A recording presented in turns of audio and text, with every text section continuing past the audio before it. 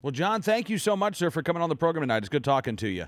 My pleasure, Cam. Saw this story yesterday out of New Hampshire, and it was a great headline. New Hampshire GOP majorities will revisit the use of deadly force, talking about castle doctrine legislation, right? And this came up and was actually passed back in 2006.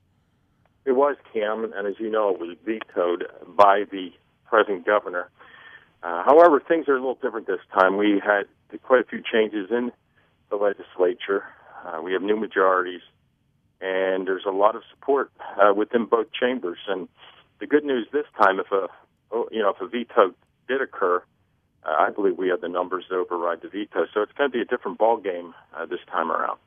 Yeah, the GOP in New Hampshire right now, 19 of 25 Senate seats, 297 of the 400 House seats. So, you don't always want to see the Second Amendment as a starkly partisan issue, but even if it were a starkly partisan issue, if all of the Republicans held together, you'd have that veto-proof majority. And I'm sure in New Hampshire there are still a couple of pro-gun Democrats left in the legislature, right?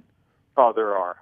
And, we've been having communication, obviously, with the governor's office on this bill over the years. Mm-hmm. And as, what happened the first time around, there was quite a bit of opposition from law enforcement, for the bill, which ended up swinging the governor, which, obviously we believe in the wrong way. So, it's hard to say if law enforcement's going to take another look at this bill, reevaluate the bill, but I think they're going to be forced to do so just because of the numbers that we have up there right now and the broad support we have. Absolutely. And, the news story from Concord, New Hampshire pointed out, and I thought this was a bit of a reach. They say that in Ohio, prosecutors are say that their state's castle doctrine is increasingly being manipulated to help murder suspects avoid taking responsibility for their crimes. What they're talking about, in essence, John, are individuals accused of violent crimes trying to use self-defense as a legal argument. Now, this has taken place long before the introduction of castle doctrine legislation in any state across this country. Oh, it has.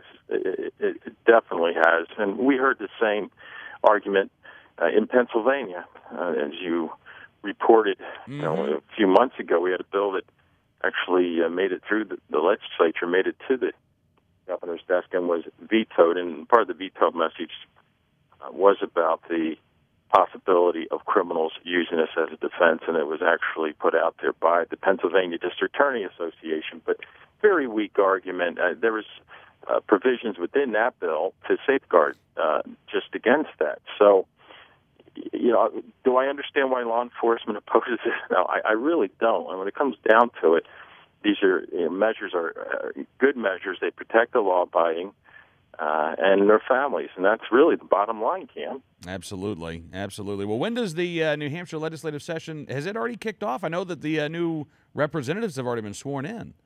Well, they're circulating bills up there right now, and they're going to be kicking off quite shortly. Pennsylvania is going to be swearing in January 4th, along with a number of other states. So we're just about getting back into the swing of things, and you're going to see castle doctrine be introduced right off the bat up in New Hampshire as well as in Pennsylvania. And I think, looking here to Pennsylvania, we're going to have just as much support, if not more, than we had last year.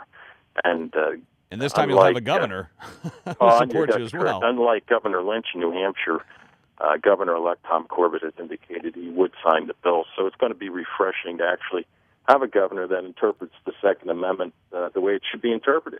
Absolutely. Well, you're going to be a busy man in the next session with New Hampshire and Pennsylvania and Ohio and your other states, but we look forward to talking to you quite a bit in 2011, John. I'm sure we'll be talking. Have a happy New Year, Kim. You too, John. I look forward to talking to you soon. Mm-hmm. John Hohenwarter, NRA ILA's New Hampshire State Liaison, joining us here on Cam and Company.